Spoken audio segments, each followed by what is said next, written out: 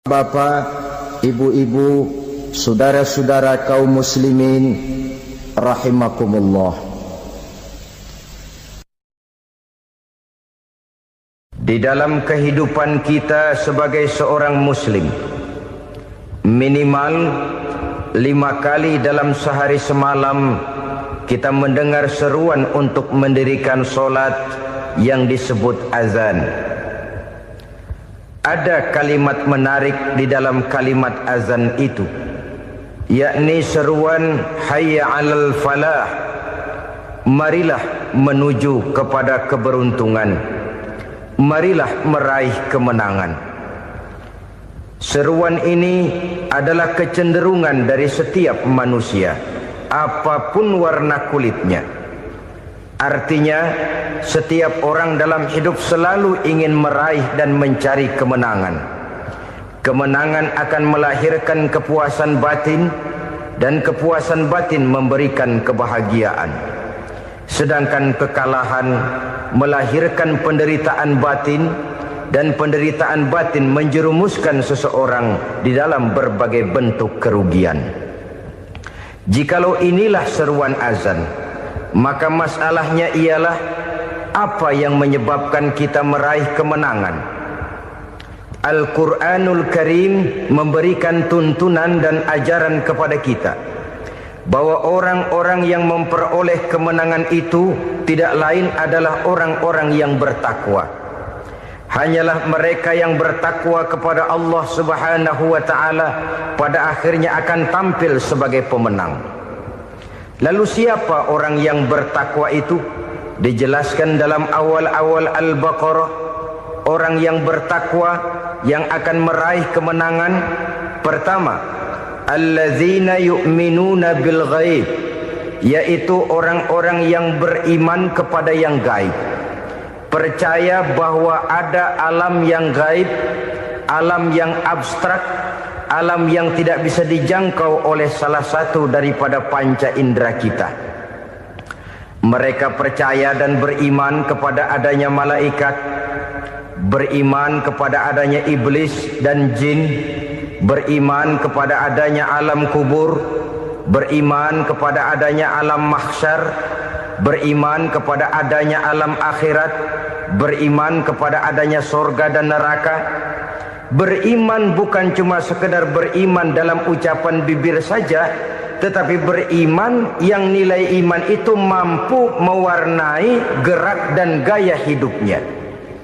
Iman yang meresap sampai ke tulang sumsum, kemudian memberikan dampak positif di dalam kehidupan manusia. Alam, kita tahu, adalah sesuatu yang selain Allah. Dan Allah bukanlah alam. Apapun namanya selain daripada Allah, itu adalah alam. Alam pada hakikatnya terbagi menjadi 2. Ada alam syahadah, alam nyata, alam konkret, alam yang bisa dijangkau oleh salah satu indera kita.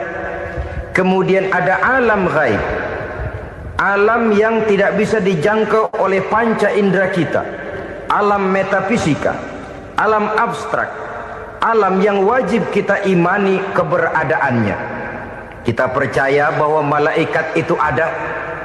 Kita percaya kepada jin, bahwa jin itu ada. Kita percaya kepada adanya iblis dan setan. Bukan percaya kepada iblis dan setannya, percaya bahwa iblis dan setan itu ada. Itu termasuk salah satu daripada sifat orang yang bertakwa kepada Allah. Saudara-saudara kaum muslimin rahimakumullah, kecenderungan pembangunan yang lebih bersifat materialistis biasanya menggeser aspek kehidupan rohani. Orang berpikir empiri, dan dalam pola pikir yang demikian maka alam gaib tidak lagi mendapat perhatian. Aspek kehidupan yang bersifat rohaniah malah mulai ditinggalkan. Akibatnya terjadilah kepincangan di dalam kehidupan kita. Pernah ada satu pengalaman pribadi dalam perjalanan kembali ke tanah air. Dalam pesawat di sebelah kanan saya duduklah seorang Jerman, namanya Heiner Simonsen. Iseng saya ajak kenalan, saya ajak ngobrol, saya tanya dia. Saya bilang, Mas Heiner ini, kalau pesawat yang kita tumpangi ini jatuh ke bawah, kira-kira apa yang bakal terjadi, Mas? Dia bilang, kita semua akan mati. Begitu? Iya. Oke. Apa itu mati? Tanya saya. Dia bilang, untuk tahu apa itu mati, kita harus tahu lebih dahulu apa itu hidup. Saya pikir nih bule bisa ngomong juga. Baiklah kata saya. Apa hidup menurut Anda itu? Oh, hidup itu dia bilang, kalau seluruh anggota badan kita bekerja secara normal, paru-paru memompa darah secara normal, jantung berdetak secara normal, sel-sel tubuh bekerja secara fit, dan organisme tubuh hanya mau bekerja secara normal, dia bilang, kalau kita memberi makan yang cukup, menu yang teratur, dan gizi yang lengkap. Saya bilang, kesimpulannya apa, Ner? Dia jawab, hidup adalah dari tangan ke mulut. Life is from the hand to the mouth, kata dia. Hidup adalah dari tangan ke mulut. Jadi masalah hidup tidak lebih daripada masalah isi perut. Orang pergi pagi, pulang sore, peras keringat, banting tulang, perut yang dibelain. Saya bilang, you are wrong. Sampean salah, Ner. Kamu orang Islam bukan? Bukan. Pantas. Kenapa saya salah? Dia bilang, ya jelas salah. Salahnya di mana? Kamu ini manusia. Kalau hidup cuma dari tangan ke mulut, saya bilang, kambing di kampung saya juga begitu pikirannya, Ner. Itu kambing di kampung saya, asal perutnya kenyang, sudah hidup dia. Perkara besok bagaimana, lusa prospeknya macam mana, bulan depan ada apa, kambing nggak pernah mikir. Di kampung saya kambing juga pikirannya begitu. Kamu Kristen ya? Tadinya. Loh kok tadinya, lalu apa sekarang kamu ini? Dia bilang, sekarang saya netral. Saya tidak beragama, tapi saya percaya kepada Tuhan sebagai pencipta alam. Saya ingat benar dia bilang, I haven't any religious, but I believe to God as the creator of the world. Kenapa bisa netral begitu, Ner? Habis saya bingung katanya. Islam bilang Islam baik, Kristen bilang Kristen baik, Hindu Buddha bilang Hindu Buddha baik, semua agama baik. Saya netral sekalian, nggak beragama. Yang penting saya percaya kepada Tuhan. Saya bilang, Ner, kamu ini kayak orang mau beli celana, lalu bingung. Yang satu bilang Levi's bagus, yang satu bilang Blue Jean hebat, yang satu bilang Wool England hebat. Celana ini hebat, celana itu bagus, celana ini hebat, semua celana bagus, kamu bingung. Akhirnya netral, tidak pakai celana. Itu juga salah. Saya pikir-pikir, kemudian saya melihat bahwa dua pola berpikir Heiner ini nampaknya sudah mulai menggejala di lingkungan masyarakat bangsa kita. Disadari atau tidak, secara jujur kita harus berkata, dua pola pemikiran Heiner ini mulai berkembang di tengah masyarakat bangsa kita. Pertama, pola pikir materialisme. Hidup adalah dari tangan ke mulut. Masalah hidup tidak lebih masalah isi perut. Itu yang perlu dibela, dan disitulah arti kehidupan. Pergi pagi, pulang sore, peras keringat, banting tulang untuk mempertahankan perut. Kalau sudah kemari cara orang berpikir, maka buat apa percaya kepada yang gaib? Untuk apa sholat? Untuk apa puasa? Untuk apa zakat? Untuk apa menghadiri majelis taklim? Tanpa kepercayaan kepada yang gaib, hidup berjalan menurut alur empiris dan materialis. Kalau sudah ke sana cara orang berpikir, biasanya orang lalu cenderung menghalalkan segala cara. Hanyalah orang yang percaya bahwa akhirat ada, hanyalah orang yang percaya bahwa alam kubur itu ada, hanyalah orang yang percaya bahwa malaikat itu ada, hidupnya akan lebih terarah dan terkendali. Karena kepercayaan kepada yang gaib, yang merupakan fase daripada kehidupan setelah hidup yang sekarang ini, mewarnai gerak pribadi seseorang di dalam dia melakukan kegiatan hidupnya. Pola berpikir materialisme, disadari atau tidak, mulai menggejala di lingkungan masyarakat bangsa kita. Hidup tidak lebih dari urusan tangan ke mulut, mulut ke tangan, tangan ke mulut. Asal perut sudah kenyang, hiduplah sudah. Perkara bagaimana prospek hari yang akan datang, bagaimana akhirat, tidak jadi persoalan. Ini yang oleh Nabi diperingatkan, ad-dunya sijnul mu'min wa jannatul kafir. Dunia adalah penjara bagi orang beriman dan surga bagi orang kafir. Dulu di zaman Belanda hadis ini pernah disalah tafsirkan, disalah artikan, digunakan sebagai senjata untuk mengkebiri dan membuat impoten umat Islam. Sudahlah umat Islam gak usah macam-macam, kata Belanda. Dunia ini kan penjara buat orang Islam, surga buat orang kafir. Di penjara jangan bertingkah.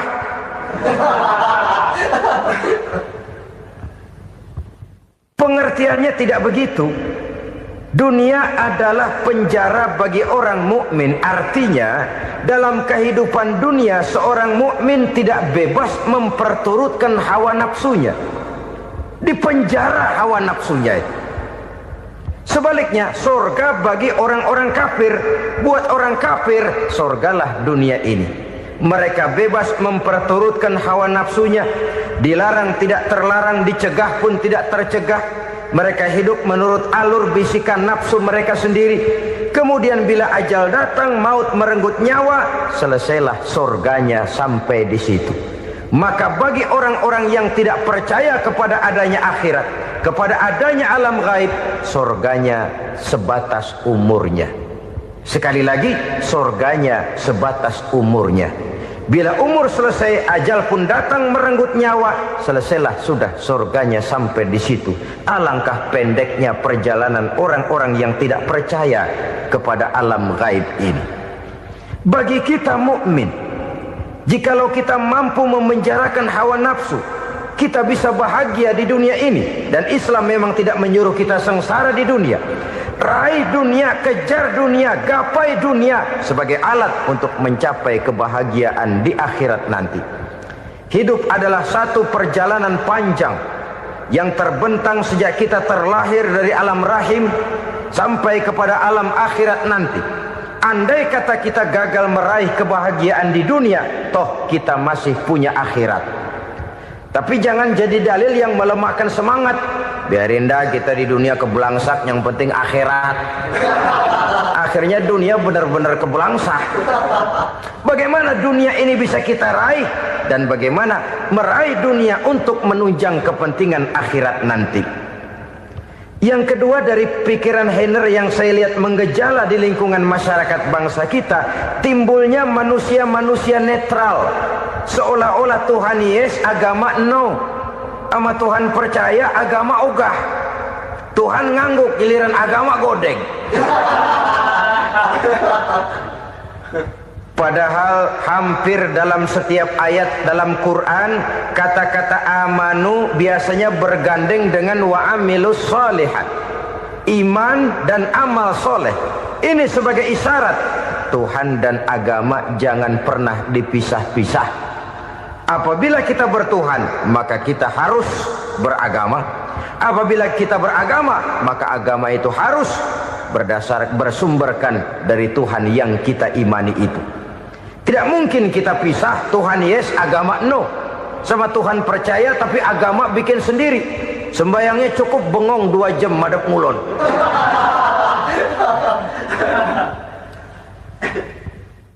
Saudara-saudara kaum muslimin rahimakumullah. Jadi dengan demikian, agama yang kita akui merupakan unsur mutlak di dalam pembangunan sekarang ini, merupakan bagian dari kehidupan yang menuntun kita bahwa di balik alam nyata ini, di balik alam syahadah ini ada alam gaib. Dan mudabbir, murabbi, yang mengatur, yang menguasai, yang memelihara, baik dia alam nyata, baik dia alam gaib, tidak lain adalah Allah Subhanahu wa ta'ala. Di sana ada satu super power, satu maha kekuatan yang kita perlu bersandar kepadanya. Sebagai makhluk nyata yang hidup di alam nyata, berbuatlah secara nyata sebagaimana harusnya kita berbuat. Karena Islam jelas bukan agamanya orang pemalas. Islam jelas bukan agamanya orang yang mengajarkan setelah selesai sholat boleh duduk, nggelenggem ayam-ayam, ndelohom, menghitung bintang di langit sambil menunggu keajaiban. Tidak. Islam adalah agama yang mengajarkan apabila sholat sudah selesai kamu kerjakan, bertebaranlah di permukaan bumi, cari karunia Tuhanmu. Jangan hidup berpangku tangan menunggu keajaiban. Karena hidup bukan undian. Jangan berharap untung besar tanpa mau peras keringat. Tapi di sebalik itu toh kita juga harus yakin bahwa di sisi usaha nyata yang kita lakukan ada satu super power, satu maha kekuatan gaib yang menentukan berhasil dan tidaknya usaha kita. Kepercayaan kepada hal semacam inilah yang mendorong kita untuk mempunyai sandaran vertikal, agar jikalau usaha ini berhasil, kita tidak lupa diri dan lupa daratan. Jikalau usaha ini gagal, kita tidak putus asa dan buruk sangka, tidak cupik pandangan dan sempit hati, tapi mampu melihat persoalan dengan kacamata putih sambil husnuzon kepada Allah Subhanahu wa ta'ala. Kita percaya malaikat itu ada. Ada yang namanya Raqib dan Atid, mengawasi gerak hidup kita sampai kepada gerak hati kita. Ini memberikan sugesti agar kita berhati-hati. Tidak sejengkal tanah pun kita bisa berlindung dari pengawasan Raqib dan Atid. Ada Munkar Nakir yang akan menyoal kita di alam kubur. Ada malaikat Malik, penjaga neraka. Ada malaikat Ridwan yang menjaga surga. Kita percaya kepada adanya jin, kita percaya kepada adanya setan, iblis.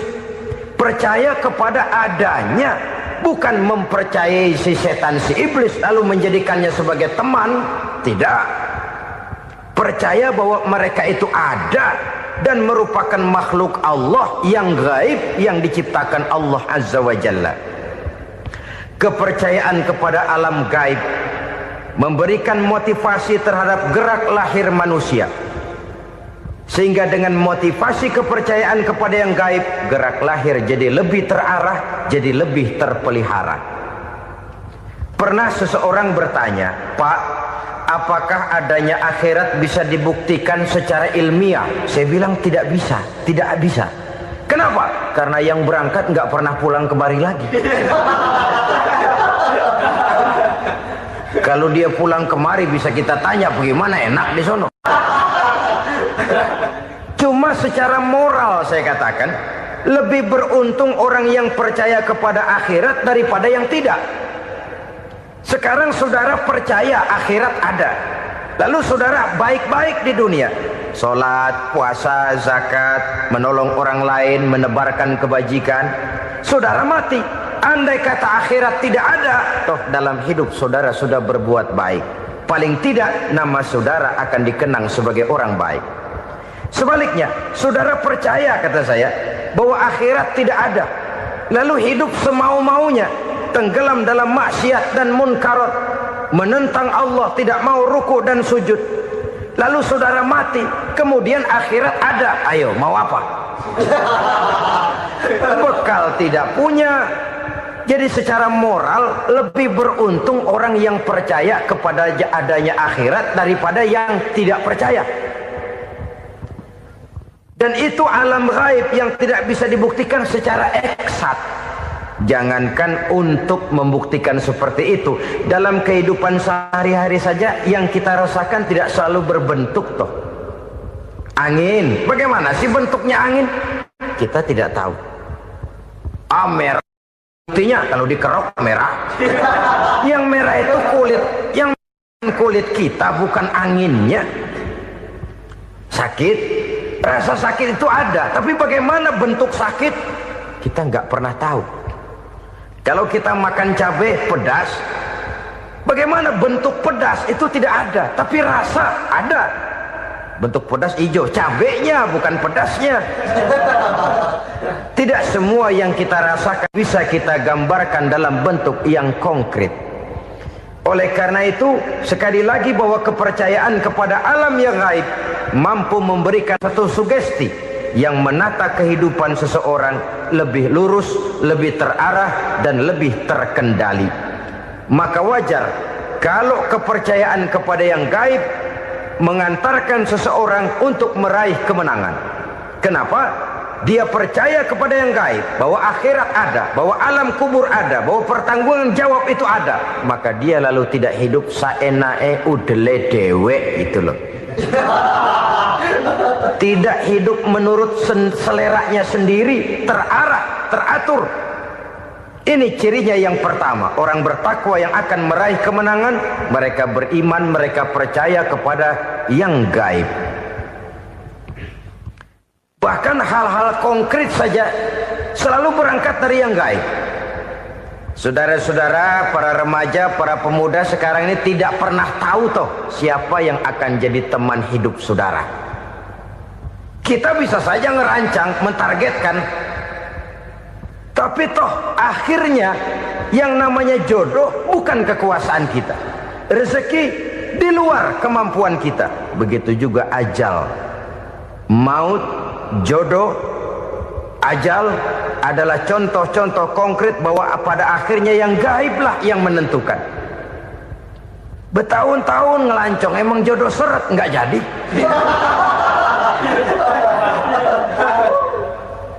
Begitu kenal baru setengah malam nginep ditangkap hansip kan. Hal-hal semacam itu kadang-kadang kita berpikir suuzon, gile, perempuannya cakep banget, lakinya rebek amat. Memang begitulah jodohnya. Memang begitulah jodohnya. Saudara hadirin ma'asyiral muslimin yang saya hormati, jadi hal-hal yang konkret saja kita yakini sepenuhnya ditentukan oleh satu superpower yang gaib itu tadi. Dari sanalah segala ketentuan itu berangkat dan kesanalah segalanya akan kembali. Maka kepercayaan kepada yang gaib meluruskan gerak hidup seseorang dan itu akan mengantarkan dia kepada meraih kemenangan. Satu. Yang kedua, wa yuqimuna shalah. Orang bertakwa yang akan meraih kemenangan itu adalah orang-orang yang mendirikan sholat. Kenapa sholat mengantarkan orang untuk meraih kemenangan? Yang jelas, inna sholata tanha anil fahsya'i wal munkar.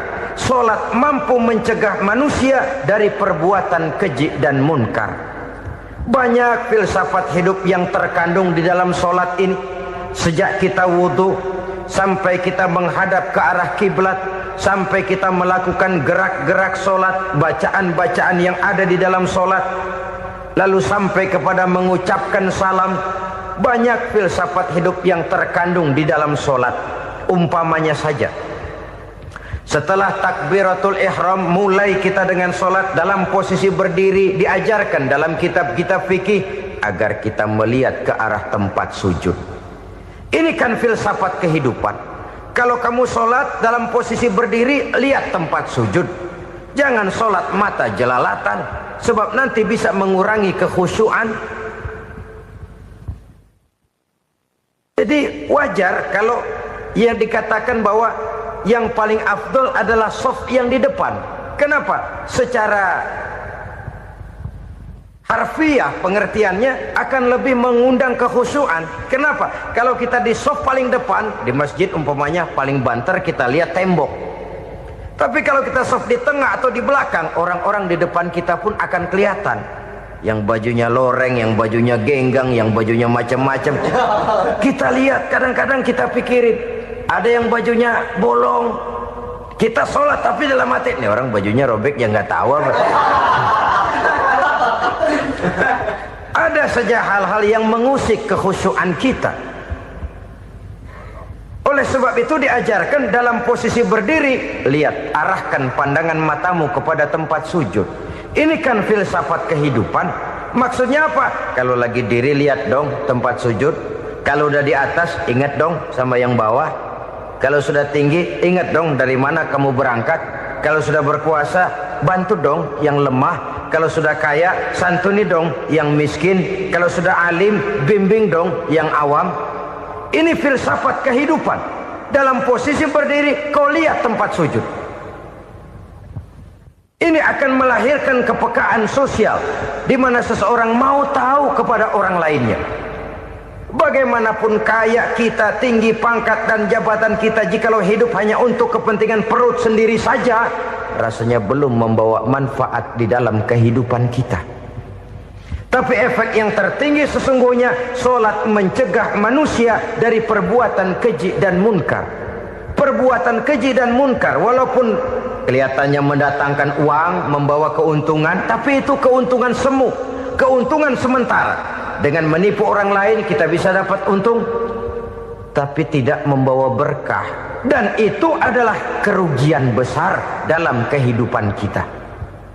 Maka untuk meraih kemenangan harus dimulai dengan membentuk kepribadian yang tegar, memiliki sandaran vertikal yang langsung kepada Allah Subhanahu wa ta'ala. Dan itu hanya bisa kita tempuh melalui jalur ibadah formal yang sudah ditentukan Allah, yakni solat yang 5 waktu.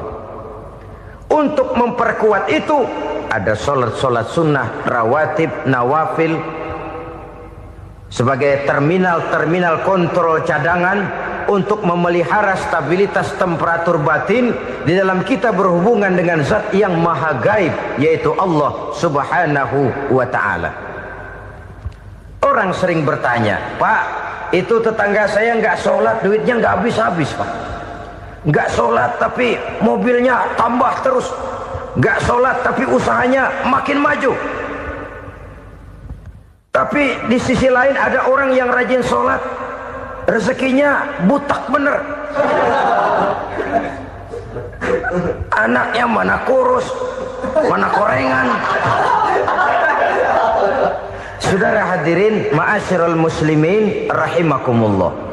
Harus saya katakan bahwa solat memang bukan untuk cari duit. Solat adalah sandaran vertikal kita kepada Allah.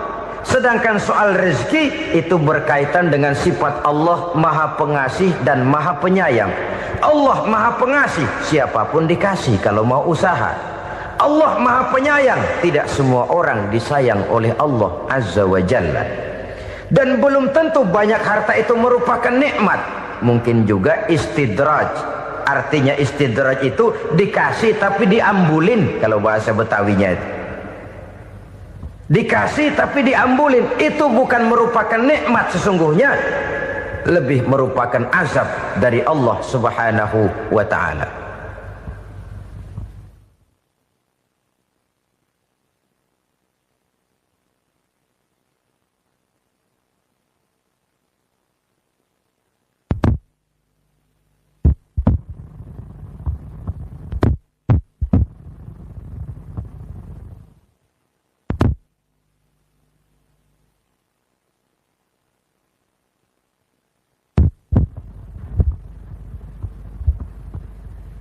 Agama mempunyai sistem solat, dan kita umat Islam telah dituntun oleh Allah Subhanahu wa ta'ala yang wajibnya 5 kali dalam sehari semalam mendirikan solat, dan itu tentu berada dalam jangkauan kemampuan manusia. Pada awalnya barangkali kita memang merasa solat itu satu kewajiban, tapi semakin kita hayati makna, manfaat dan filsafat yang terkandung di dalam ajaran solat, semakin sampai kita kepada keyakinan bahwa solat adalah keperluan kita. Sehingga pada waktu tertentu dinilai puncaknya, kita tidak lagi akan berkata saya wajib solat, tapi kita akan berkata saya perlu solat. Kalau kita sudah merasakan itu adalah keperluan kita, nah di sanalah kita baru akan merasakan ruginya kalau hal itu tidak kita laksanakan. Sepanjang kita masih berkata saya wajib sholat, kita akan lebih merasakan dia sebagai beban ketimbang sebagai keperluan. Yang jelas Allah tidak memerlukan ibadah yang kita laksanakan ini. Dengan kata lain, andai kata satu dunia penuh ini orang tidak ada yang sholat satu pun, Allah tidak akan turun dari jabatan Tuhan. Jangan lalu berpikir kalau kita ngambek se-RW kagak sembahyang Tuhan tekor kali ini ya. Tentu tidak. Itu perlunya kita, bukan perlunya Allah. Dan pada induknya kita akan berkata, saya perlu agama. Kalau secara induk kita sudah memerlukan agama, maka konsep-konsep yang ada di dalam ajaran agama itu pun adalah juga merupakan keperluan kita. Baik dia bernama sholat, baik dia bernama puasa, baik dia bernama zakat, baik dia bernama haji, seluruhnya adalah keperluan kita. Dan sesuatu yang kita perlukan apabila tidak kita laksanakan akan melahirkan kerugian di dalam kehidupan. Jangan heran kalau kita membaca riwayat perjalanan hidup para salafus soleh, orang-orang soleh. Ada yang tahajud sampai 100 rakaat, ada yang sholat malam kakinya sampai bengkak. Kita sekalinya bengkak biri-biri. Ada yang sholat membaca surah dalam Al-Quran sampai khotam Quran. Kok mau? Mereka sudah merasakan itu keperluan. Itu saja soalnya. Satu saat pun jikalau kita merasa bahwa itu keperluan saya, kita pun akan melaksanakan seperti itu. Keperluan saya dalam kehidupan. Inilah yang kedua. Yang ketiga, orang bertakwa yang akan meraih kemenangan itu, wa mimma razaqnahum yunfikun. Mereka membelanjakan sebagian daripada rezeki yang diberikan Allah kepada mereka. Mereka infakkan di jalan Allah. Ada satu dialog menarik. Satu hari seorang anak muda bertemu dengan seorang kakek-kakek yang sudah dikenalnya baik. Bertanyalah anak muda ini, "Kek, umur kakek berapa tahun?" 15 tahun, kata si kakek. "Anak kakek berapa orang?" 1. "Harta kakek berapa banyak?" 15 juta. Si anak muda ini bengong. Lalu protes, "Kok kakek bohongin saya?" "Kenapa?" "Saya tahu umur kakek 70 tahun. Kenapa ngaku 15? Saya tahu anak kakek 5. Kenapa bilang 1? Saya tahu kakek miliuner, miliaran uang kakek. Kenapa ngaku cuma 15 juta? Begini, kata si kakek tadi. Benar, umur saya 70 tahun. Tapi dari umur yang 70 tahun itu baru 15 tahun terakhir ini saya merasakan ibadah kepada Allah. Meninggalkan maksiat, jauh dari segala macam munkarat. Maka yang 15 tahun inilah yang benar-benar saya rasakan sebagai umur saya. Benar anak saya 5, tapi yang 4 susah diatur. Cuman 1 rasanya nih yang bakal jadi si buah hati belahan jantung pelanjut cerita penerus sejarah. Cuma 1 ini yang saya harapkan, yang akan jadi anak soleh, yang akan membuat saya menerima pensiunan pahala. Kalau yang 4 apek dah, nggak ada harapan. Yang 1 nyekek botol melulu. Oh begitu, iya. Lalu kenapa kakek bilang harta kakek cuma 15 juta padahal saya tahu kakek uangnya miliaran, depositonya banyak? Ya karena 15 juta itulah yang saya ingat yang pernah saya belanjakan di jalan Allah. Saya merasa itulah harta saya yang sebenarnya. Yang miliaran yang saya simpan di bank kelak, kalau satu saat saya mati akan jadi rebutan di antara anak-anak saya. Iya kalau anak saya soleh kayak yang 1 ini. Kalau yang 4 tadi udah tulen dia bakal berantem dah berebut tuh. Jadi 15 juta yang saya belanjakan di jalan Allah inilah yang saya merasakan benar-benar harta saya yang sesungguhnya. Dialog ini patut menjadi bahan renungan kita bersama. Diberikan kita umur 40, 50, 60, 70, 80. Berapa tahun dari umur yang diberikan itu yang jalan mulus, yang kita gunakan untuk melaksanakan ibadah? Banyak harta kita simpan di bank, di lemari, di dompet, di tas. Tapi berapa yang sudah kita depositokan di jalan Allah yang akan menemani kita di hari kita kembali nanti? Maka orang bertakwa yang akan meraih kemenangan, wa mimma razaqnahum yunfikun, mereka membelanjakan sebagian dari rezeki yang diberikan Allah di jalan Allah subhanahu wa ta'ala. Ma'asyiral muslimin rahimakumullah, zahirnya memang kita memberikan kepada orang lain, tapi hakikatnya kita menyimpan untuk diri kita sendiri. Kita memberikan kepada yatim piatu 25.000. Zahirnya kita memberikan si yatim, hakikatnya kan kita cuma nyimpan.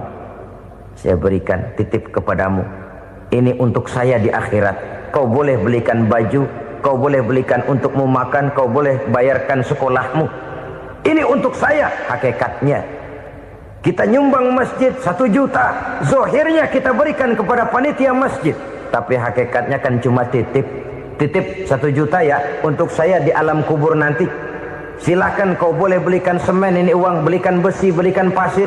Saya cuma sekedar titip untuk kepentingan saya. Hakikatnya kita cuma sekedar menitip. Sebagaimanapun pada hakikatnya, apapun yang kita miliki dalam kehidupan kan cuma sekedar hak guna pakai, bukan hak milik mutlak. Harta kita, rumah kita, kendaraan kita, kebun kita, pabrik kita, hak guna pakai saja. Hak milik mutlak cuma untuk Allah subhanahu wa ta'ala. Saudara-saudara kaum muslimin rahimakumullah, ini yang ketiga.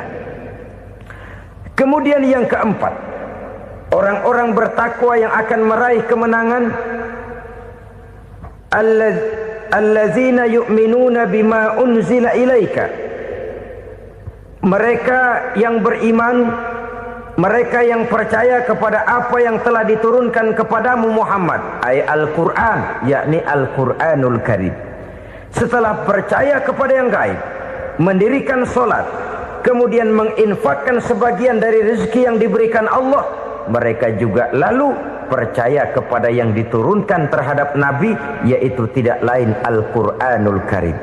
Sekali lagi di sini, percaya bukan hanya sekedar percaya saja, tetapi percaya lalu menjadikan Al-Quran itu sebagai pedoman hidup. Sebab memang Al-Quran itu adalah GBHM, garis-garis besar haluan muslim.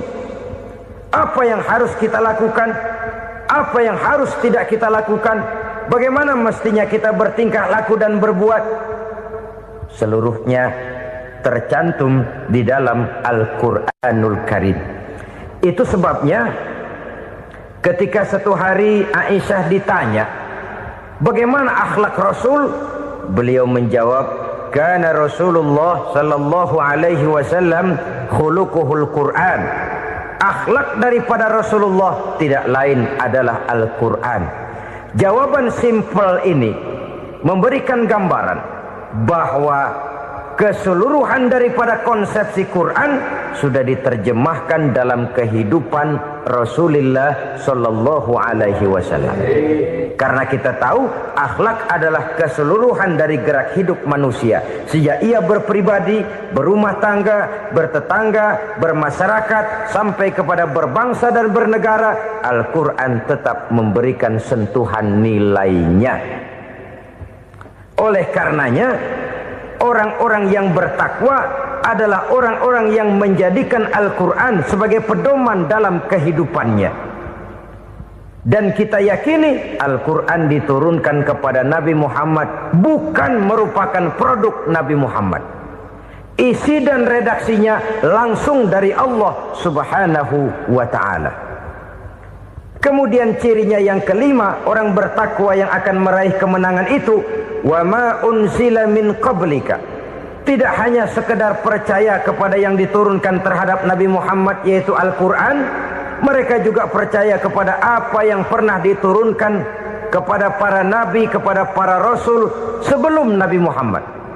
Percaya kepada adanya suhuf, percaya kepada adanya Taurat, percaya kepada adanya Injil, percaya bahwa Allah dahulunya sudah menurunkan Taurat kepada Musa, percaya bahwa Allah sudah menurunkan Injil kepada Isa, percaya Injil ada, Taurat ada, diturunkan Allah untuk Isa dan Musa, tetapi tidak wajib mengamalkannya karena kita sudah diberikan Al-Quranul Karim. Ini yang perlu saya garis bawahi. Kita percaya Allah telah menurunkan Injil dahulu kepada Isa. Kita percaya bahwa Allah telah menurunkan Taurat dahulunya kepada Nabi Musa. Kadang-kadang ini dijadikan dalih, dikacaukan pengertiannya. Quran saja mengajarkan bahwa orang yang bertakwa harus percaya kepada Injil, maka pakailah Injil. Apalagi kalau ayat sebelumnya ditilap, dihapus, dihilangkan, Injilnya yang ditekankan, maka akan terjadilah penekanan yang salah arah. Karena salah arah akhirnya bisa merusak dan menghancurkan akidah. Ketika Rasul suatu saat pernah ditanya orang, "Ya Rasul, bagaimana sikap kita sebagai muslim terhadap Injil yang ada sekarang?" Beliau menjawab, "La tukadzibuhu jami'an wa la tusaddiquhu jami'an." Jangan didustakan seluruhnya, jangan juga dibenarkan semuanya. Artinya, ini sudah merupakan gambaran dari Rasul bahwa dalam Injil yang ada sekarang masih ada ajaran-ajaran tauhid yang dibawa oleh Nabi Isa dan diajarkan kepada umatnya. Tapi juga dalam Injil yang sekarang ini sudah terkena intervensi dan investasi manusiawi. Karena itu Rasul menyimpulkan, la tukadzibuhu jami'an wa la tusaddiquhu jami'an. Jangan didustakan semua, jangan dibenarkan seluruhnya. Kita memang percaya Allah telah menurunkan Injil kepada Nabi Isa dulu, tapi kita tidak wajib mengamalkan Injil. Kita percaya Allah telah menurunkan Taurat kepada Nabi Musa, tapi kita tidak wajib mengamalkan kitab ajaran Taurat. Yang wajib kita percayai dan kita amalkan hanyalah Al-Quranul Karim. Kenapa? Oleh karena baik yang ada di dalam Taurat, baik yang ada di dalam Injil, tentu tercakup di dalam Al-Quran sebagai kitab terakhir yang diturunkan oleh Allah Subhanahu wa Ta'ala. Dan itu wajar. Kalau seorang pejabat mau mengeluarkan satu keputusan baru, tentu dia harus meninjau keputusan-keputusan lama. Andai kata dianggap tidak berlaku, dianggap tidak relevan lagi, maka keputusan-keputusan lama itu tentu sudah dianggap tidak berlaku. Sebagian daripada aturan-aturan dalam keputusan lama yang masih dianggap relevan tercantum dalam keputusan baru yang wajib diamalkan.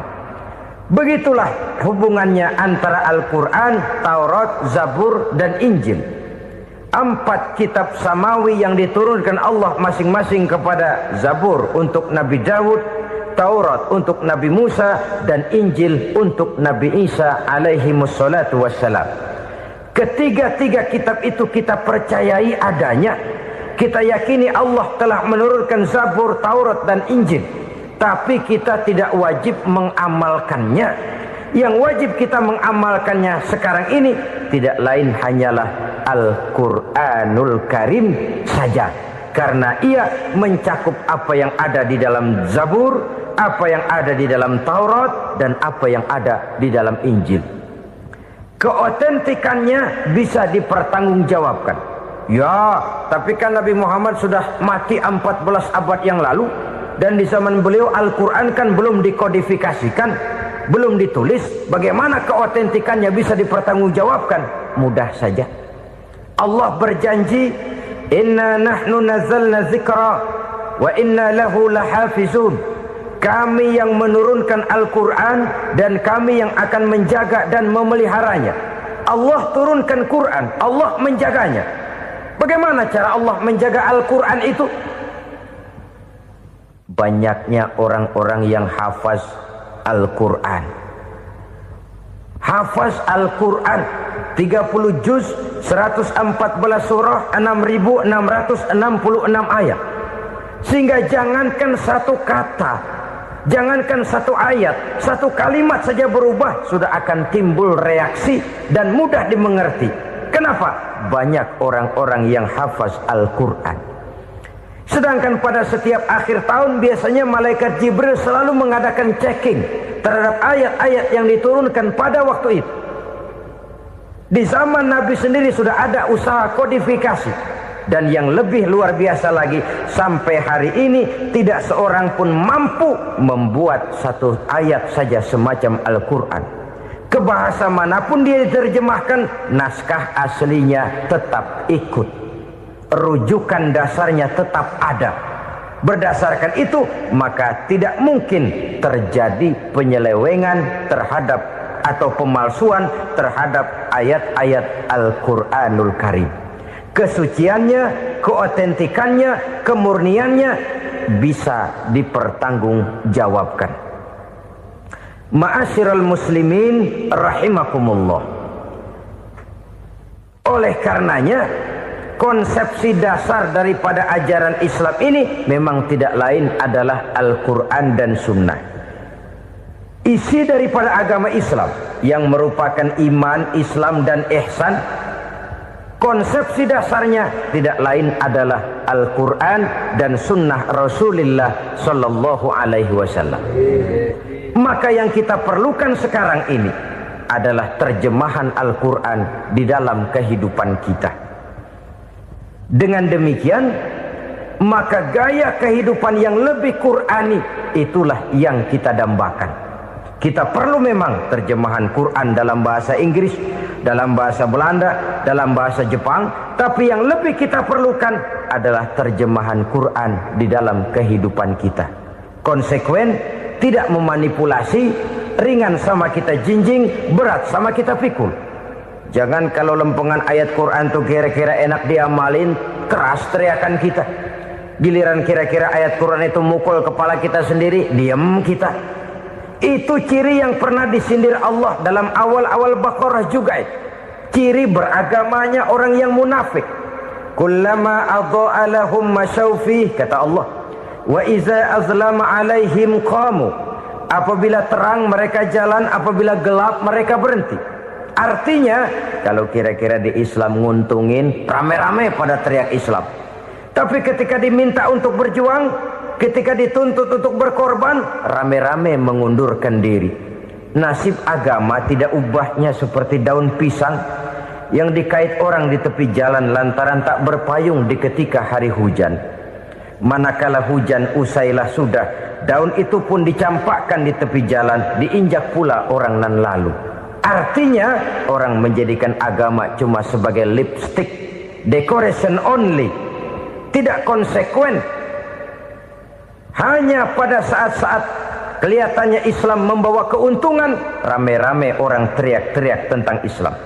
Tapi jikalau diminta berjuang, jikalau dituntut untuk berkorban, biasanya rame-rame juga mengundurkan diri. Jangan heran kalau mayoritas hitungan kita, tapi minoritas peranan kita. Kuantitas kita dalam jumlah, tapi dalam kualitas kita lebih sering jadi penonton daripada jadi pemain. Padahal itu sangat tidak boleh terjadi. Umat Islam di Indonesia harus bangkit. Umat Islam di Indonesia harus sadar akan keberadaannya. Tidak boleh hanya jadi penonton berpangku tangan. Karena memang agama kita juga mengajarkan untuk konsekuen di dalam menjabarkan ajaran-ajaran daripada agama kita. Kita sering jatuh menjadi umat yang lemah. Oleh karena kita ini tidak pandai menggalang kebersamaan yang diakibatkan tidak konsekuennya kita. Diistilahkan bahwa umat Islam di dalam menggalang kebersamaannya itu harus seperti orang main sepak bola. Saudara-saudara kan tahu orang main sepak bola itu. Orang main sepak bola, kalau pertandingan belum dimulai sih silakan saja kumpul di luar lapangan, atur strategi yang baik. Tapi kalau pertandingan sudah dimulai, turun ke lapangan hijau, jangan kumpul terus. Ada sepak bola gotong royong, mundur-mundur rame-rame, depan ke depan kumpul melulu mainnya. Kalah. Orang main sepak bola itu ya harus ada penyerang tengah, harus ada penjaga gawang, harus ada strikernya, harus ada kiri luarnya, kanan dalamnya yang jadi backnya. Posisi boleh bermacam-macam, tapi yang penting saling ngoper untuk menggolkan gawang lawan. Begitulah umat Islam ini. Boleh ada yang jadi pejabat, boleh ada yang jadi pengusaha, boleh ada yang jadi petani, silakan ada yang jadi seniman, ada yang jadi penyair, ada yang jadi artis sekalipun. Tapi kalau sudah berhasil menguasai bola, jangan lupa operannya. Operan itu yang langka. Kita ini muslim kadang-kadang kalau sudah memegang menguasai bola, kalau belum mau mampus, belum mau ngoper. Nanti kalau sudah nggak punya bola, baru mau ngoper. Kalau sudah dengar-dengar mau dekat pensiun, baru mau jihad, baru mau berjuang, baru mau ngurus pesantren. Tanda tangan sudah tidak laku, memo sudah tidak dihargai, baru mau berjuang. Kemarin kemana mas? Kita tidak pandai memanfaatkan posisi. Dengan kata lain, kalau kembali kepada persoalan kita, konsekuensi kita terhadap agama yang kita anut ini belum ideal. Kita masih lebih sering berislam ini pada saat-saat yang menurut perhitungan kita membawa keuntungan. Tapi kalau diminta berjuang, dituntut berkorban, yang itu pun hakikatnya adalah untuk kepentingan kita juga. Allah tidak pernah menuntut kita untuk jihad bagi kepentingan Allah, itu tidak. Berjuang menegakkan agama Allah, apakah untuk kepentingan Allah? Tidak. Untuk kepentingan kita. Sebab nilai-nilai jihad itu pada akhirnya akan membawa kita kepada satu kebahagiaan. Setidaknya kalau tidak di dunia, tentu di akhirat sebagai syahid. Oleh karena itu, pada bagian akhir ini saya ingin mengajak, marilah kita konsekuen. Sekali kita berkitabkan Al-Quranul Karim, mari dia kita jadikan pedoman. Jangan cuma kita jadikan sebagai penghias dinding, pelengkap rumah, bahwa di rumah kita ada Al-Quran, tapi yang baca kecoa. Habis pada bolong tuh Quran. Yang penting kan punya Quran. Ditaruh di pintu rumah. Biar apa? Biar kuntilanak kagak masuk katanya. Ya apa itu nasib Quran? Cuma kerjanya jaga pintu, ngusir kuntilanak, ngusir memedi. Bagaimana kita hidup menurut tuntunan Al-Quran? Kadang-kadang tidak pernah menjadi masalah bagi kita. Maka bagaimanakah Al-Quran akan mungkin membawa keberkahan dalam hidup kalau ajarannya kita injak-injak dalam keseharian kita? Mewujudkan gaya hidup yang lebih Qurani, itulah yang akan kita rintis di dalam kehidupan kita. Bertahap, step by step, menurut kemampuan yang ada pada kita. Jika jalan ini tidak bisa kita selesaikan, percayalah akan ada generasi penerus yang akan melanjutkan usaha dan cita-cita mulia itu. Jadi percaya kepada Taurat, percaya kepada Injil, sekadar percaya Allah dahulunya sudah menurunkan itu, tapi kita tidak wajib mengamalkannya. Kenapa? Generasi Injil masa berlakunya sudah kedaluarsa. Taurat masa berlakunya sudah kedaluarsa. Injil pernah berlaku untuk orang Nasrani di zaman Nabi Isa. Taurat pernah berlaku untuk orang Yahudi di zaman Nabi Musa. Setelah generasinya berlalu, datang Rasul penutup yang membawa Al-Quranul Karim. Maka Al-Quran itulah yang berlaku menjadi pedoman sampai hari akhir nanti. Jangan jauh dari Al-Quran, karena apabila ini kita lakukan, maka kita akan kembali kepada satu gaya hidup yang jauh dari tuntunan agama, dan itu artinya kita akan semakin jauh untuk meraih kemenangan. Saudara-saudara kaum muslimin rahimakumullah. Yang keenam, yang terakhir, orang-orang bertakwa yang akan meraih kemenangan itu wabil akhirati hum yuqinun. Mereka percaya, mereka yakin seyakin-yakinnya akan adanya hari akhir, di mana seseorang akan mempertanggungjawabkan seluruh perbuatannya di dalam hidup ini. Dan tidak ada satu perbuatan yang bagaimana kecilnya sekalipun yang tersembunyi dalam pandangan manusia yang tidak akan dibukakan persoalannya di mahkamah Qadi Rabbul Jalil di akhirat nanti. Itulah sebabnya maka percaya kepada akhirat disebut secara khusus. Padahal di awal tadi sudah dijelaskan yu'minuna bil ghaib, percaya kepada alam gaib, dan alam gaib ini termasuk akhirat. Kenapa pada bagian akhir disebut lagi akhirat? Karena ternyata bahwa kepercayaan kepada adanya akhirat merupakan induk dari kepercayaan terhadap adanya malaikat, setan, jin dan lain sebagainya, dan akan lebih memberikan sugesti dalam kehidupan manusia untuk meluruskan gerak hidupnya. Jikalau satu saat tergerak hati akan berbuat kejahatan, ingin mencuri, sadarlah, awas ada akhirat. Sebab kalau kita cuma teriak awas ada polisi, itu cuma tertunda sementara, begitu polisi meleng embat. Kalau kita ingin berbuat jahat cuma berteriak awas ada hansip, cuma sementara ketika hansip itu ada. Tapi kalau ceritanya awas ada akhirat, mau menyeleweng awas ada akhirat, mau berjudi awas ada akhirat, mau mencuri awas ada akhirat. Keyakinan yang akan meluruskan gerak hidup manusia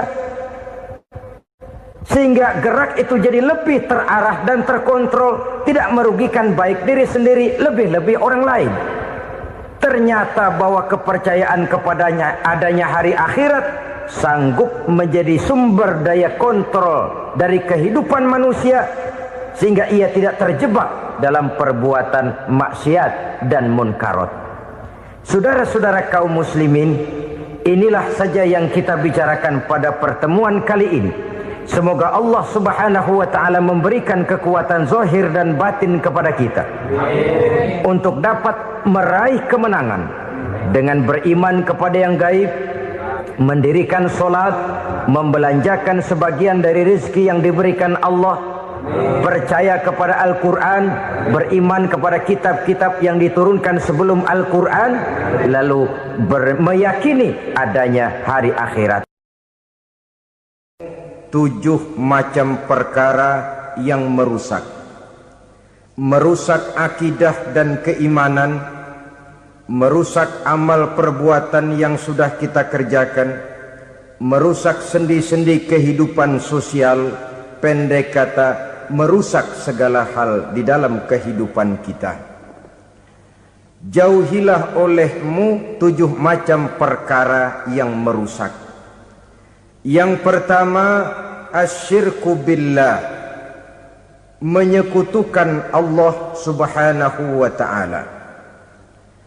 Agama dimulai dari keyakinan, maka kehancuran agama selalu dimulai dari kehancuran keyakinan, iman atau akidah yang dimiliki oleh seseorang.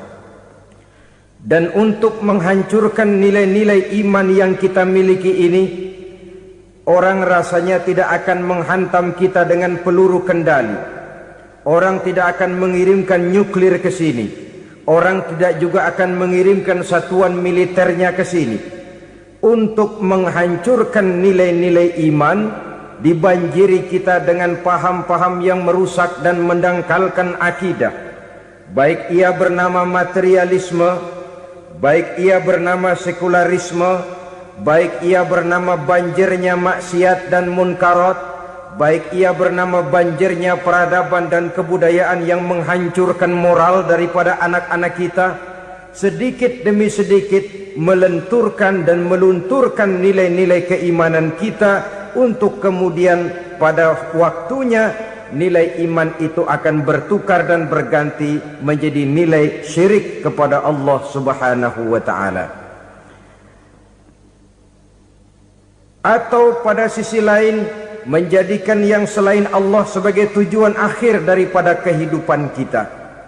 Sedangkan kita sama-sama maklum bahwa di dalam pandangan agama Islam, dosa yang tidak berampun, dosa yang terbesar, termasuk dalam kategori bapak moyangnya dosa, tidak lain adalah syirik, yakni menyekutukan Allah subhanahu wa ta'ala. Pola penghancuran iman ini memang berstrategi. Ditawarkan kita kepada paham materialisme, paham kebendaan, di mana otak menempati urutan sebagai ranking pertama, Tuhan jatuh pada urutan kedua. Lalu menyusul kepada paham sekularisme, Allah dipisahkan dari seluruh kegiatan hidup ini, untuk pada gilirannya menjadikan yang selain Allah sebagai tujuan akhir daripada seluruh kegiatan hidup kita. Oleh karenanya, kewajiban menjaga nilai-nilai iman ini merupakan kewajiban yang mulia tetapi berat, tidak hanya untuk kita, tetapi juga bagaimana mewariskannya kepada anak-anak kita, generasi yang akan datang. Orang-orang tua bijaksana yang diceritakan di dalam Al-Quran, kalau sudah berpikir tentang anak-anaknya, pertanyaan yang paling mereka risaukan ialah, ma ta'buduna min ba'di. Anakku, kalau pada satu saat aku, ayahmu sudah tidak ada lagi di dunia ini, meninggalkan kamu semua, ma ta'buduna min ba'di, apa yang akan kamu sembah nak? Jikalau sekarang ayahmu masih mau ke masjid, masih mau melakukan rukuk dan sujud, masih beribadah menyembah Allah Subhanahu wa ta'ala, kalau orang tuamu sudah tidak ada, ma ta'buduna min ba'di, masihkah engkau mau datang ke masjid? Masihkah engkau mau rukuk dan sujud? Masihkah engkau mau menyembah Allah Subhanahu wa ta'ala? Pertanyaan ini yang dipikirkan oleh Nabi Yakub kepada putra-putranya. Pertanyaan ini yang diteruskan oleh Nabi Ibrahim kepada anak-anaknya. Pertanyaan ini yang diwariskan oleh generasi ulama'us salafus saleh kepada para generasi berikutnya. Bagaimana kita generasi sekarang? Kita orang-orang tua sekarang bukan berfikir ma ta'buduna min ba'di, malah yang kita fikirkan ma ta'kuluna min ba'di. Kalau bapak tidak ada nanti kamu makan apa nak? Perkara kamu nyembah apa, urusan nomor 18. Yang penting kamu nanti hidup bisa makan nak. Maka kita sibuk mewariskan harta kepada anak-anak kita. Kita sibuk mewariskan kebun dan tanah kepada anak-anak kita. Kita sibuk mewariskan pabrik kepada anak-anak kita, sementara kita lupa mewariskan intan yang paling mahal, mewariskan mutiara yang paling berharga, yaitu nilai iman kepada Allah Subhanahu wa ta'ala. Alangkah baiknya apabila warisan harta, warisan tanah dan kebun, warisan rumah dan pabrik didasari lebih dahulu dengan mewariskan nilai iman kepada Allah Subhanahu wa ta'ala. Sebagai orang-orang tua, kita boleh bersedih kalau anak kita tidak mengerti komputer. Kita boleh bersedih kalau anak kita tidak mengerti matematika. Kita boleh bersedih kalau anak kita tidak mengerti bahasa Inggris. Tapi sewajarnya lebih bersedihlah kita orang tua jikalau mempunyai anak yang tidak kenal Allah sebagai Tuhannya, yang kemudian tidak mau rukuk dan sujud kepada Allah Tuhannya. Itulah kemalangan yang paling malang bila kita meninggalkan generasi yang tidak bertauhid kepada Allah Subhanahu wa ta'ala. Betapapun anak kita tidak ngerti komputer, saudara, paling-paling kerugiannya cuma kerugian dunia. Masuk dia ke alam barzakh, munkar nakir tidak akan sempat tanya kau belajar komputer apa tidak. Kumpul dia di padang mahsyar, malaikat juga tidak akan tanya matematikamu nilainya berapa. Yang ditanya kau kenal Allah, kau rukuk dan sujud kepadanya, kau pernah datang ke masjid. Oleh karena itu sekali lagi, menjaga nilai iman tidak hanya untuk kita, tetapi juga mewariskannya kepada anak-anak kita, generasi yang akan datang. Sungguh kemalangan yang paling besar apabila kita meninggalkan anak-anak kita. Mereka kita tinggalkan lemah ekonominya, itu tidak baik. Mereka kita tinggalkan lemah otaknya, itu pun akan membuat mereka tertinggal oleh yang lain. Tapi yang paling celaka, jikalau kita tinggalkan mereka dalam kondisi lemah imannya, rapuh akidahnya, tidak baik dan tidak betul keyakinan hidupnya. Oleh karena itu Nabi berpesan, jauhilah 7 perkara yang merusak. Yang pertama, syirik kepada Allah Subhanahu wa ta'ala, menyekutukan Allah baik dalam ucapan, dalam keyakinan ataupun dalam perbuatan. Ini perkara pertama yang termasuk 7 perusak besar di dalam kehidupan. Kalau sudah jatuh kita ke lembah syirik, bagaimanapun banyak kebaikan yang kita kerjakan, berjiwa sosial, bertangan pemurah, gemar menolong orang lain, kalau memang dasarnya syirik, maka seluruh kebaikan kita akan hancur, tidak akan ada nilainya dalam pandangan Allah Subhanahu wa ta'ala.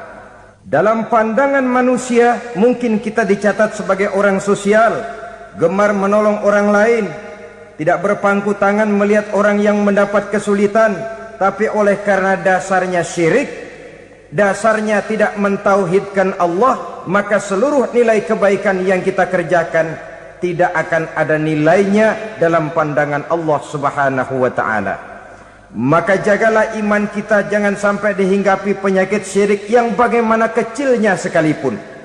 Sekali lagi, baik syirik dalam bentuk ucapan, syirik dalam bentuk keyakinan, sampai kepada syirik dalam bentuk perbuatan, kita berhindar kepada sifat-sifat yang sedemikian itu.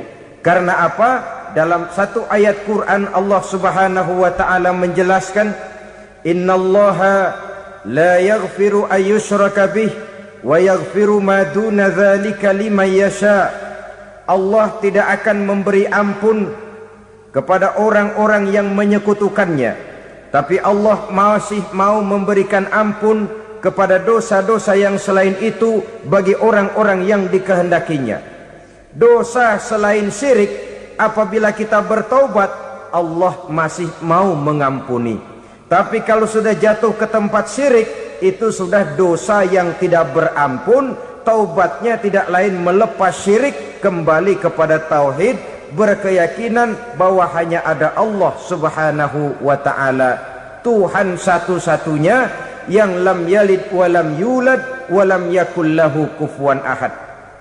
Tidak beranak, tidak pula diperanakkan, dan tidak satupun yang dapat menyerupai Tuhan Allah Subhanahu wa ta'ala. Saudara-saudara kaum muslimin rahimakumullah, bahwa kita di zaman sekarang memang tidak menyembah berhala, ya. Bahwa kita tidak berterang-terangan mengatakan Tuhan lebih dari satu, memang. Bahwa kita tidak berkeyakinan Tuhan itu punya anak atau diperanakkan, tentu. Tapi dalam perbuatan dan i'tiqad kita kadang-kadang jatuh tanpa kita sadari ke tempat yang bernama syirik ini. Oleh karenanya, di zaman di mana teknologi makin canggih, di mana kemajuan pembangunan makin menjangkau berbagai aspek kehidupan, diperlukan keseimbangan antara kemajuan fisik material dengan kemajuan mental spiritual. Apabila tidak ada keseimbangan yang terwujud, tentulah kepincangan yang diawali dengan pincangnya cara kita berpikir, sehingga pada akhirnya akan mengarah kepada pincangnya cara kita berbuat dan bertindak di dalam kehidupan kita. Oleh karena itu Nabi berpesan, jauhilah sifat syirik, karena syirik merupakan dosa yang teramat besar. Ini sifat merusak yang pertama. Yang kedua, kata Nabi, wasihra, jauhilah sihir. Sihir ini juga termasuk perkara yang merusak kehidupan. Kita semua sama-sama maklum bahwa sihir sebenarnya bukan persoalan baru. Sejak sebelum datang Islam, sihir itu sudah ada. Di zaman Yunani kuno, sihir ada. Di zaman Mesir kuno, di zaman Cina kuno, dan yang lain-lain yang serba kuno, sihir itu sudah ada. Bahkan para nabi pun, para rasul yang diutus oleh Allah Subhanahu wa ta'ala, senantiasa berhadapan dengan ahli-ahli sihir untuk menguji kebenaran dari misi yang mereka bawa. Sihir adalah perbuatan di luar kebiasaan yang bisa dikerjakan oleh ahlinya dengan bantuan jin atau setan. Hukum mempelajari sihir adalah haram, mengamalkannya lebih haram lagi. Sebab itu saudara-saudara, sihir merupakan perbuatan merusak yang harus kita jauhi. Ciri-ciri daripada perbuatan sihir, pertama, ia mengandung tipuan, bayangan khayal. Di zaman Nabi Musa misalnya, orang melihat tambang-tambang itu seperti ular. Nabi Musa melayangkan tongkatnya menjadi ular-ular besar yang memakan ular-ular kecil ciptaan tukang-tukang sihir Fir'aun tadi. Lalu sihir bisa terjadi dengan bantuan jin kafir atau setan. Kemudian ciri yang ketiga, sifatnya halus dan tersembunyi. Taruh kata ada seorang ahli sihir yang mempergunakan ayat-ayat Quran sebagai jompa-jampe, sebagai baca-bacaan, itu cuma sekedar kedok. Tujuannya tidak lain menjadikan agama sebagai ketok untuk membenarkan cara yang dimurkai oleh Allah Subhanahu wa ta'ala. Satu hadis yang diriwayatkan oleh Imam Bazar dan Tabrani, Nabi berpesan, "Laisa minna man tatayyara lahu au takahhana au tukuhhina lahu au sahira lahu." Tidak termasuk ke dalam golonganku, kata Nabi, tidak termasuk umatku. Siapa mereka? Man tatayyara lahu, orang yang bertatoyur. Apa tatoyur itu? Dari kalimat toyaro, artinya terbang. Toir biasa diartikan dengan burung. Tatoyaro percaya kepada suara-suara burung. Man tatayyara lahu, mempercayai, meyakini dengan benar-benar kepada suara beburungan. Kan suka ada itu, nah bunyi burung tuh, maling liwat. Maling liwat. Burung bunyi, maling liwat. Itu termasuk tatayyara lahu, percaya kepada suara burung. Kan aneh kalau suara orang nggak dipercaya, suara burung malah dipercaya. Ada ustadz ceramah, kiai ngaji, nggak mau didengerin, burung dengerin bener. Nah, suaranya dari sebelah mana? Belah kulon. Nah, itu tandanya ano.